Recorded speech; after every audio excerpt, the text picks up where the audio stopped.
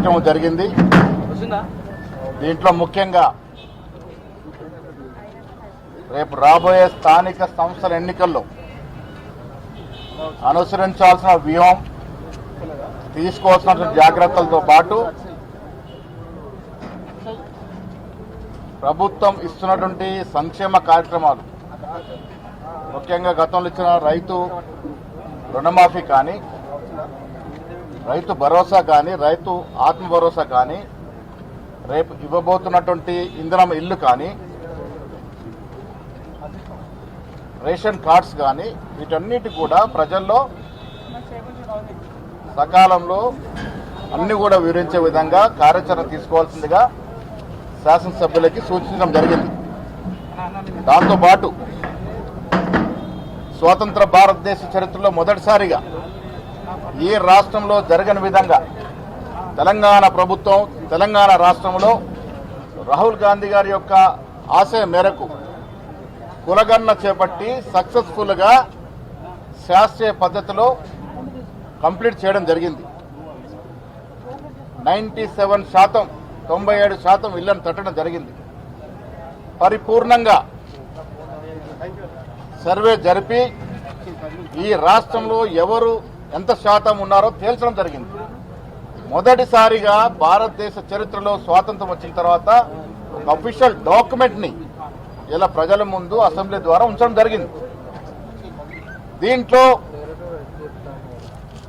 ఊహాజనితంగా వాస్తవాలు తెలియక బీసీ సంఘాలని, బీసీ నాయకుల్ని, బీసీ జనాన్ని తప్పుదో పట్టించే విధంగా బీఆర్ఎస్, బీజేపీ నాయకులు మాట్లాడే తీరుని వాస్తవాలతో, పర్ఫెక్ట్ డాక్యుమెంట్తో ప్రజలకెళ్ళి వివరించి కాంగ్రెస్ పార్టీ చేసిన ఈ ఘనమైన కార్యక్రమాన్ని ప్రజలకి తీసుకోవాల్సిందిగా కూడా శాసనసభ్యులకు సూచించడం జరిగింది. అదేవిధంగా ఏళ్ల తరబడి ఎదురు చూస్తున్నటువంటి ఎస్సీ వర్గీకరణ కూడా ఏ విధంగా శాస్త్రబద్ధంగా చేశామో, ఎంత నిజాయితీగా చేశామో ఇది కూడా ప్రజలకు తీసుకోవాల్సిందిగా శాసనసభ్యులకు సూచించడం జరిగింది. దీంతో పాటు నూతనంగా నేను పీసీ అధ్యక్షుడు 4 మాసాలు గడుస్తున్న తరుణంలో 2-3 రోజుల్లో పీసీసీ కార్యవర్గాన్ని ఏర్పాటు చేసుకోవడం, దాని విషయంలో కూడా సలహాలు, సూచనలు తీసుకోవడం జరిగింది. సమావేశంలో మెజారిటీ మంత్రులు, చాలా మంది శాసనసభ్యులు, శాసన మండలి సభ్యులు వారి వారి అభిప్రాయాలు కూడా చెప్పడం జరిగింది. పార్టీ నిర్మాణం, ప్రభుత్వం తీసుకున్నటువంటి అభివృద్ధి సంక్షేమ కార్యక్రమాలు ప్రజలకు తీసుకెళ్లడంలో తీసుకోవాల్సిన కార్యాచరణ కూడా పరిపూర్ణంగా ఈ సమావేశంలో చర్చించడం జరిగింది. దాదాపు 5.5 గంటల పాటు జరిగిన ఈ సమావేశంలో చాలా మంది శాసనసభ్యులు వారి వారి అభిప్రాయాలు చెప్పడం జరిగింది. ఫైనాన్స్ మినిస్టర్ గారు ఈ రాష్ట్రంలో ఉన్నటువంటి ఆర్థిక పరిస్థితి పవర్ పాయింట్ ప్రజెంటేషన్ ద్వారా చెప్పడం జరిగింది. మనకున్న అప్పులు, మనం చేస్తున్న సంక్షేమం, మనం చేస్తున్న అభివృద్ధి కార్యక్రమాలు, ఏ రకంగా బడ్జెట్ రూపకల్పన చేస్తూ ఉన్నామో, ఏ రకంగా వాటిని ఖర్చు పెడతా ఉన్నామో వాటిని కూడా చాలా వివరంగా వారు వివరించడం జరిగింది. దాంతోపాటు కులగణన చేసిన తీరు, వర్గీకరణ చేసిన తీరుతెన్నులన్నీ కూడా పవర్ పాయింట్ ప్రజెంటేషన్ ద్వారా చెప్పడం జరిగింది.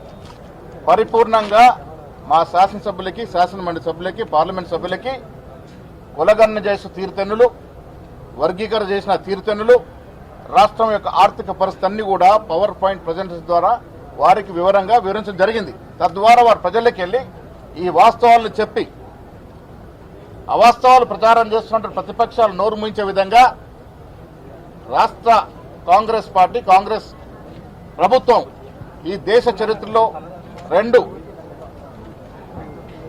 ప్రజల్లో మెప్పు పొందే విధంగా 2 కార్యక్రమాలు, కులగణన, వర్గీకరణ చేసినటువంటి విధానాన్ని కూడా మండల వారీగా మీటింగ్లు పెట్టి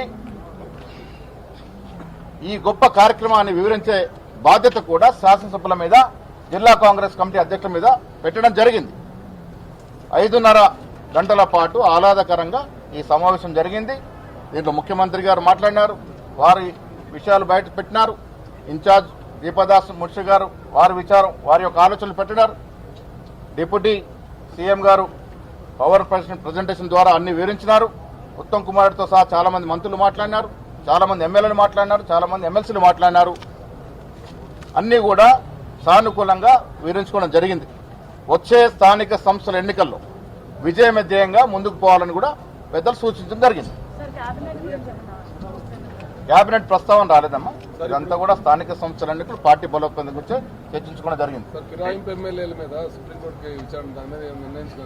ఫిరాయింపు ఎమ్మెల్యేలు లీగల్ గా నడుస్తున్నటువంటి అంశం, అది మా లీగల్ డిపార్ట్మెంట్ చూసుకుంటాం.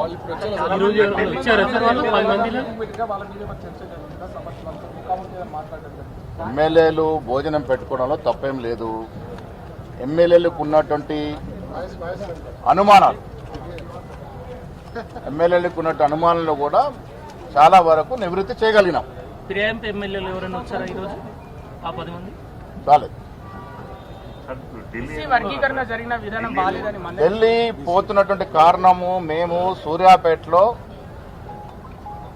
కులగన్న జరిగిన తీరుతెన్నుల మీద ఇంత గొప్ప కార్యక్రమం జరిగింది కాబట్టి సూర్యాపేటలో పెద్ద బహిరంగ సభ చేసి రాహుల్ గాంధీ గారిని ముఖ్య అతిథిగా ఆహ్వానించుకోవాలని, అదేవిధంగా ఎస్సీ వర్గీకరణ మీద మెదక్ జిల్లాలో ఏదో ఒక ప్రాంతంలో మరొక బహిరంగ సభ పెట్టుకొని ఖార్గే గారిని ఆహ్వానించాలని, ఆ ఇద్దరిని ఆహ్వానించడానికి మేము ఇవాళ ఢిల్లీ పోతా ఉన్నాం. ఈ వీక్ లో ఉంటాయి సార్. ఫిబ్రవరి ఎండ్ లోపల 2 కార్యక్రమాలు ఉంటాయి, 2 బహిరంగ సభలు ఉంటాయి. క్రమశిక్షణ కమిటీ ఆ విషయాన్ని చూసుకుంటా ఉంది.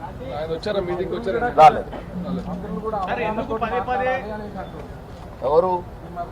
అవన్నీ కూడా క్రమశిక్షణ డిపార్ట్మెంట్ ఉంది, అవన్నీ చూసుకుంటా ఉన్నాం. సార్, ఎందుకు పదే రాష్ట్ర ఆర్థిక పరిస్థితి బాగాలేదని చెప్తా ఉన్నాం? ఎమ్మెల్యేలు అధిక నిధులు అడుగుతున్నారు, రహస్య బీటా అవుతున్నారని పవర్ పాయింట్ ప్రజెంటేషన్ ఇచ్చిరా? ఎమ్మెల్యేలు బాధ్యత గల పదవిలో ఉన్నారు కాబట్టి రాష్ట్రం ఉన్నటువంటి ఆర్థిక పరిస్థితి, ఏ డిపార్ట్మెంట్ మీద ఎంత ఖర్చు పెడతా ఉన్నాం, అభివృద్ధి మీద ఎంత ఖర్చు పెడతా ఉన్నాం, సంక్షేమం ఎంత ఖర్చు పెడుతూ వారన్నీ కూడా వివరంగా వారికి కూడా తెలవాలి కాబట్టి పవర్ పాయింట్ ప్రజెంటేషన్ చేయడం జరిగింది.